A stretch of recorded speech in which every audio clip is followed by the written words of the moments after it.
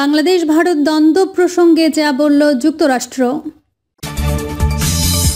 এবং সর্বশেষ জানাবো, নির্বাচন পাশ কাটানোর চক্রান্ত নস্যাৎ করল বিএনপি। এতক্ষণ শুনছিলেন সংবাদ শিরোনাম, এবার বিস্তারিত। বাংলাদেশ ভারত দ্বন্দ্ব প্রসঙ্গে যা বলল যুক্তরাষ্ট্র। ভারতের উত্তর পূর্বাঞ্চলীয় রাজ্য ত্রিপুরার রাজধানী আগরতলায় অবস্থিত বাংলাদেশের সহকারী হাই কমিশনে সম্প্রতি হামলার ঘটনা ঘটেছে। হামলার সময় উগ্র হিন্দুত্ববাদীরা সেখানে ভাঙচুর চালায় এবং বাংলাদেশের জাতীয় পতাকা নামিয়ে ছিঁড়ে ফেলার পাশাপাশি অবমাননা করে। আগরতলায় বাংলাদেশের সহকারী হাই কমিশন কার্যালয়ে হামলার পর ঢাকা ও দিল্লির মধ্যে সম্পর্কের টানাপোড়েন দেখা দিয়েছে এবং এই হামলাকে ভিয়েনা কনভেনশনের লঙ্ঘন বলে বিবৃতি দিয়েছে বাংলাদেশের পররাষ্ট্র মন্ত্রণালয়। এবার বাংলাদেশের কূটনৈতিক মিশনে হামলার এই ঘটনা মার্কিন পররাষ্ট্র দপ্তরের ব্রিফিংয়েও উঠে এসেছে। সেখানে মার্কিন স্টেট ডিপার্টমেন্টের মুখপাত্র ম্যাথিউ মিলার বলেন, বাংলাদেশ ও ভারত শান্তিপূর্ণভাবে তাদের মধ্যকার বিবাদমান মতপার্থক্য দূর করবে বলে যুক্তরাষ্ট্র আশা করে।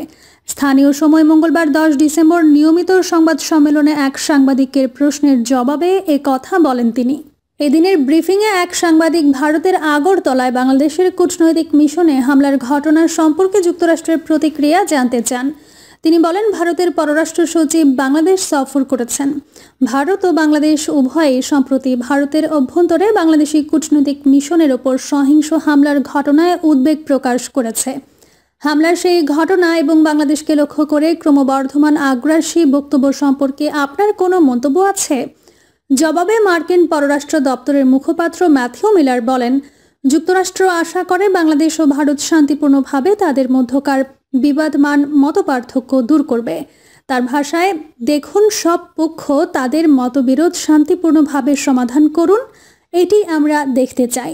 প্রসঙ্গত, গত সপ্তাহে আগরতলায় বাংলাদেশ সহকারী হাই কমিশনের সামনে অবস্থান কর্মসূচি সহ ব্যাপক বিক্ষোভের আয়োজন করা হয়।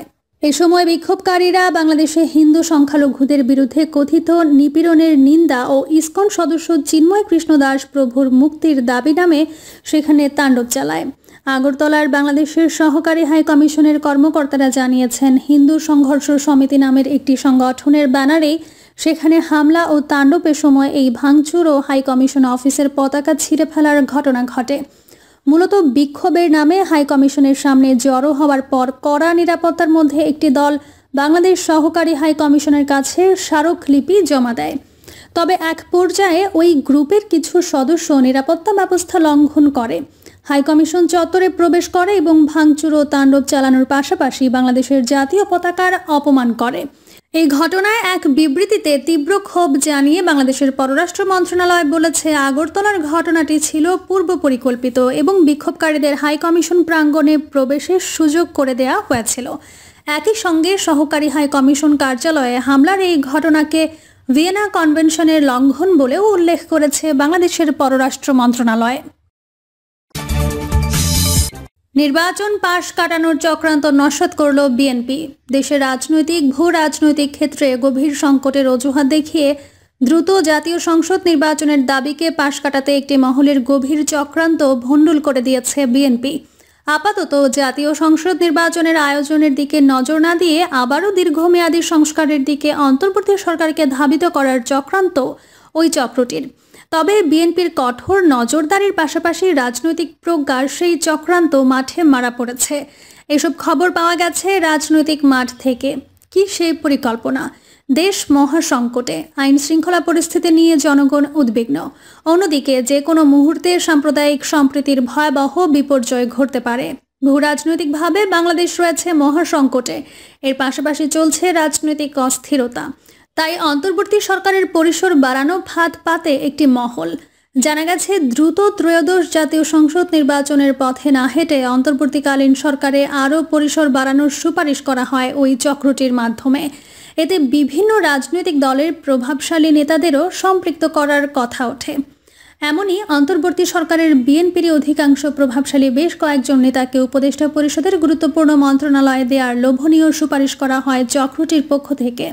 বলা হয়, অন্তর্বর্তী সরকারের নামেই থাকবে, তবে তা হবে জাতীয় সরকারের আদলেই একটি অন্তর্বর্তী সরকার। অন্তর্বর্তী সরকারের সেই বহরে প্রায় প্রধান দল থেকে শীর্ষ নেতাদের ভিড়িয়ে দীর্ঘমেয়াদী প্রক্রিয়ায় সরকার চলমান রাখা যায়। কেন এমন চক্রান্ত? খোঁজ নিয়ে জানা গেছে, বিএনপি সহ মাঠে কয়েকটি রাজনৈতিক দলের শীর্ষদের নিয়ে সেই ধরনের সরকার গঠন করা গেলে অনেক ধরনের বেনিফিটের লোভনীয় প্রস্তাব ছুড়ে দেওয়া হয়। এ ধরনের চক্রান্তের কারণ ছিল দেরিতে নির্বাচনের দিকে দেশকে ঢেলে দিয়ে দেশের প্রধান রাজনৈতিক দল বিএনপি ও তার সাথে ১.৫ যুগ ধরে যুগপৎ আন্দোলনে থাকা মুক্তিযুদ্ধের সপক্ষের রাজনৈতিক দল ও নেতাকর্মীদের পাশাপাশি সমমনা বিশিষ্ট জনদের মধ্যে হতাশা, ক্ষোভ সৃষ্টি হবে। অন্যদিকে এমন সরকার হলে মাঠে ওই চক্রটি যে দীর্ঘমেয়াদী সংস্কারের দাবি তুলেছে তাতে হাওয়া পাবে। দীর্ঘমেয়াদী সংস্কার করেই দেয়া হবে নির্বাচন, এমনটাই ছিল পরিকল্পনায়। এই সময় চলমান অন্তর্বর্তী সরকারকে বোঝানো হয় যে পদে পদে সংস্কার করা হলে মাঠ প্রশাসন আস্তে আস্তে নিয়ন্ত্রণে চলে আসবে, আর তখনই সিদ্ধান্ত নেওয়া যাবে। অর্থাৎ আবারও সেই দীর্ঘমেয়াদী সংস্কারের পথে চলতে কৌশলে সরকারকে পরিচালনা করা ছিল চক্রান্তের অংশ। চেষ্টা অন্তর্বর্তী সরকারকেও বিতর্কিত করা। এর পাশাপাশি চক্রান্তের আরেকটি অংশ ছিল দীর্ঘমেয়াদী সংস্কারের দিকে নিয়ে গিয়ে অন্তর্বর্তীকালীন সরকারকেও বেকায়দায় ও বিব্রতকর পরিস্থিতিতে ফেলা। কারণ এ ধরনের পদক্ষেপের ফলে প্রথমে কিছুটা সুবিধা দেখালেও পরবর্তীতে সব দায়ভার অন্তর্বর্তী সরকারের ঘাড়ে এনে পুরো ব্যবস্থাকে বিতর্কিত করে ফেলা হবে। এতে নির্বাচন যেমন পিছিয়ে যাবে, তেমনি আরেকটি পরিস্থিতি তৈরি হবে। বিএনপির না বলায় ভেস্তে গেল সেই চক্রান্ত। কিন্তু খোঁজ নিয়ে জানা গেছে, সম্প্রতি বহুমাত্রিক সংকটের সৃষ্টি হয়, তাকেই কাজে লাগিয়ে বিএনপির বিভিন্ন পর্যায়ে মাথা ভারী করা হয় যেন দলটি আপাতত নির্বাচনের দাবি থেকে পিছু হটে। তারা আপাতত ঐক্যমত্যের আদলে একটি সরকার গঠনে ভূমিকা রাখে এবং তাতে অংশ নেয়। শান্তিতে নোবেল বিজয়ী ডক্টর ইউনূসকে অন্তর্বর্তী সরকারের নেতৃত্বে রেখেই একটি ঐক্যমত্যের সরকারের বিএনপিকে রাজি করানোর চেষ্টা করা হয়। খোঁজ নিয়ে জানা গেছে, সম্প্রতি রাজধানীর ফরেন সার্ভিস একাডেমিতে রাজনৈতিক দলগুলোর নেতাদের সঙ্গে বৈঠকে বসেছিলেন প্রধান উপদেষ্টা ডক্টর মোহাম্মদ ইউনূস। আর সেই বৈঠকেই বিএনপির পক্ষ থেকে সাফ জানিয়ে দেওয়া হয় যে দ্রুত নির্বাচনের রোডম্যাপ প্রকাশ করতে হবে, আর এটা হয়ে গেলে আর ষড়যন্ত্র করার সাহস কেউ পাবে না। এর পাশাপাশি সব ধরনের ষড়যন্ত্র বিএনপি মোকাবেলা করতে সচেষ্ট রয়েছে বলে জোর দেওয়া হয়। জানিয়ে দেওয়া হয় যে জুলাই আগস্ট গণঅভ্যুত্থানের মাধ্যমে ফ্যাসিস্ট সরকারকে বিদায় করা হয়েছে। তাদের ষড়যন্ত্রকেও এদেশের ছাত্র জনতার সবাই মিলে বিএনপি মোকাবেলা করবে। সাফ সাফ বলে দেওয়া হয় যে দেশের বর্তমান রাজনৈতিক, সামাজিক এবং বিভিন্ন বিষয়ে পার্শ্ববর্তী দেশের ইস্যু তৈরির বিষয়ে বাংলাদেশের অস্তিত্ব রক্ষায় বিএনপির সহযোগিতা থাকবে। বিএনপির পক্ষ থেকে ওই বৈঠকে আরও জানিয়ে দেওয়া হয় যে জনগণের অধিকারকে ফিরিয়ে দেওয়ার জন্য এই সরকার ওয়াদাবদ্ধ।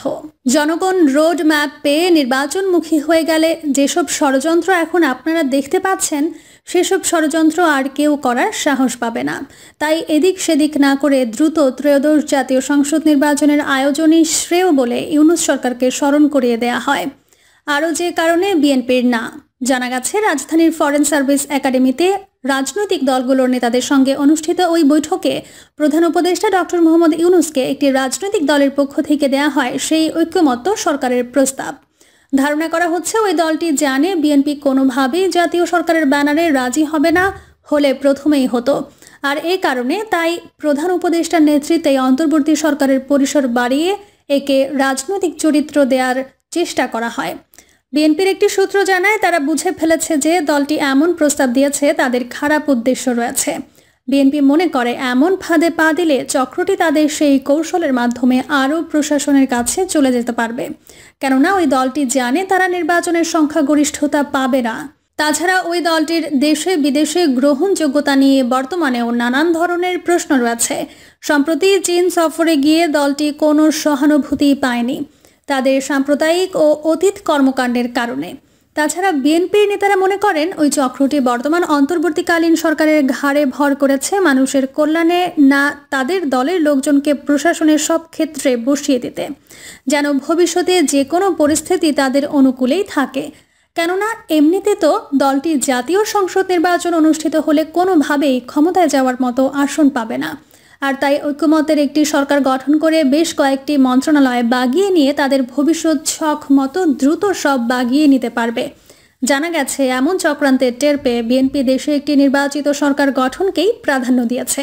রাজনৈতিক সরকারি প্রাধান্য দিয়েও যাচ্ছে, কেননা সুষ্ঠু অংশগ্রহণমূলক নির্বাচন বাদ দিয়ে দীর্ঘমেয়াদী সংস্কারের দিকে নিয়ে গিয়ে অন্তর্বর্তীকালীন সরকারকে বেকায়দায় ও বিব্রতকর পরিস্থিতি ফেলে দেবে।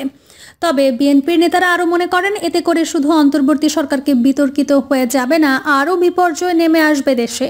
কেননা কোনো ধরনের বিতর্ক বা ব্যর্থতা দীর্ঘ 17 বছর ধরে ফ্যাসিবাদী শাসকদের সরাতে ছাত্র জনতার পাশাপাশি দেশপ্রেমিক সেনাবাহিনী যে সময়োচিত সাহসী ভূমিকা নিয়েছিল তা প্রশ্নবিদ্ধ হয়ে পড়বে।